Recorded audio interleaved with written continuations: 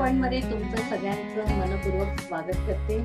आज आपण बघणार आहोत चटपटी चाट कोबी वडी। या वड्या अतिशय टेस्टी लागतात आणि दिसायला खूप सुंदर दिसतात आणि मुख्य म्हणजे या वड्या आपण कुकर मध्ये करणार आहोत, म्हणजे ज्यांच्याकडे उकडीचा पॉट नाही त्यांना अजिबात टेन्शन नाही। चला तर मग साहित्य बघूया।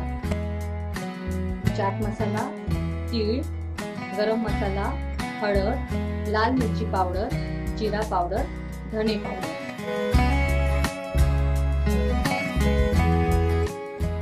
आलं लसूण पेस्ट, कोथिंबीर, चण्याचं पीठ म्हणजे बेसन पीठ 1 वाटी आणि अर्धा वाटी घेतले मी तांदळाचं पीठ। आणि हा कोबी किसलेला आहे। कोबी किसताना पाणी सुटतं, पण ते पाणी अजिबात आपल्याला टाकून द्यायचं नाहीये, आपण इथे वापर करणार आहोत। आणि चवीनुसार मीठ। आता आपण कृती बघूया। एका बाउल मध्ये हा किसलेला कोबी घेतला आहे मी, तो अर्धा किलो कोबी आहे आणि किसल्यानंतर त्याला पाणी सुटतं, तर ते पाणी आपल्याला काढायचं नाही। आता यात पाऊण चमचा मी लाल मिरची पावडर घेतली आहे। तुम्हाला जर जास्त तिखट हवं असेल तर तुम्ही जास्त पण घेऊ शकता, पण मला कमी तिखट हवं असल्यामुळे मी जरा पाऊण चमचा घेतला आहे। अर्धा चमचा हळद, अर्धा चमचा धने पावडर,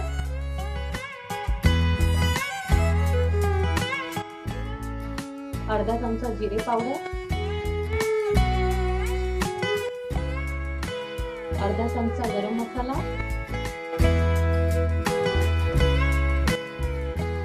अर्धा चमचा चाट मसाला।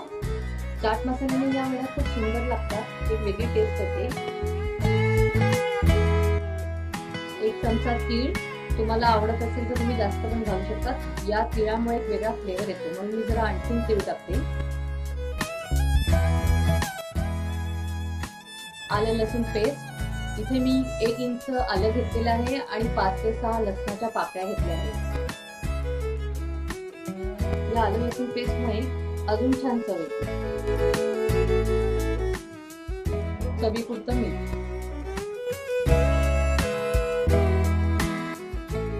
बारीक चिरलेली कोथिंबीर, तुम्हाला पाहिजे तर तुम्ही जास्त पण घालू शकता। जास्त घातल्याने एक वेगळ्या प्रकारचा सुवास येतो वडीचा। सगळं मिश्रण असं एकजीव मिसळून घ्या।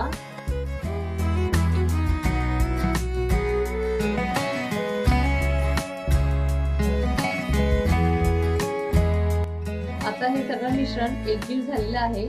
आता आपण यात घालणार आहोत अर्धी वाटी तांदळाचं पीठ आणि 1 वाटी बेसन पीठ म्हणजे चण्याचं पीठ।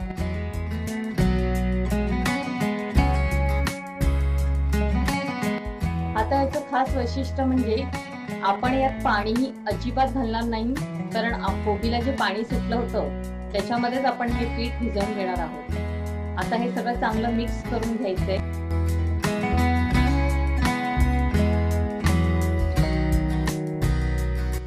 हे पीठ बघा कसं झालंय, जास्त सैल पण नाही आणि जास्त घट्ट पण नाही। आता हे आपलं मिश्रण चांगलं झालेलं आहे। आता आपण कुकरच्या भांड्याला चारी बाजूनी तेल लावून घेऊ।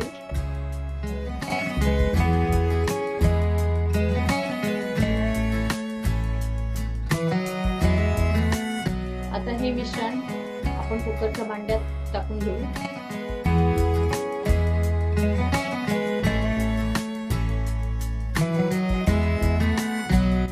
आता हे मिश्रण आपण पसरून घेऊया।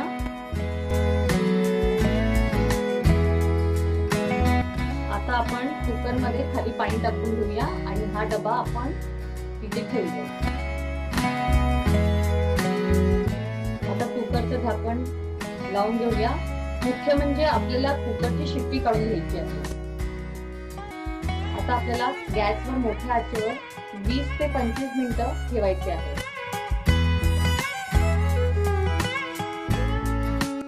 आता आपण हे काढून घेऊ आणि सुरीने बघूया। बघा अजिबात चिकटलेलं नाहीये, म्हणजे याचा अर्थ आपल्या वड्या झालेल्या आहेत।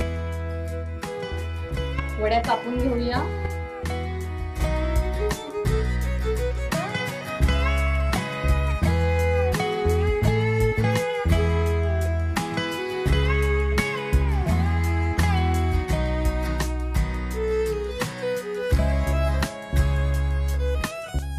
आता या वड्या पाडून झाल्या, पण आपल्याला ह्याच्यामध्ये 2 भाग करायचे कवडीचे, कारण या वड्या आपल्याला तळायला सोप्या जातील आणि आजपर्यंत तळल्या जातील. या सगळ्या वड्या आपल्या कापून झालेल्या आहेत. आता आपण तळायला घेऊया. तेल चांगलं गरम झालेलं आहे. आता आपण यात वड्या सोडूया. तेल खूप चांगलं गरम करून घ्यायचं पहिले, त्यानंतर मग मध्यम आचेवर ते आपण वड्या तळून घ्यायच्या. दोन्ही बाजूनी आपण गोल्डन रंगाच्या करून घेऊया.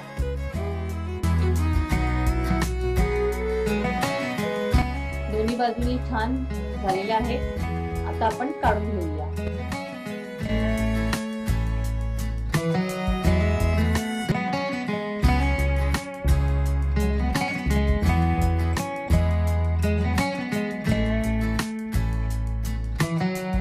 या वड्या आता आपण काढून झालेल्या आहेत. या वड्या चटणी बरोबर किंवा टोमॅटो केचप बरोबर तुम्ही खाऊ शकतात. इव्हन तुम्ही दह्या बरोबर सुद्धा या खाऊ शकतात. या वड्या दह्या बरोबर अतिशय सुंदर लागतात. माझी ही रेसिपी तुम्ही नक्की करून बघा आणि मला नक्की कॉमेंट्स करून कळवा. माझी रेसिपी आवडली तर मला लाईक करा, सबस्क्राईब करा आणि शेअर करा.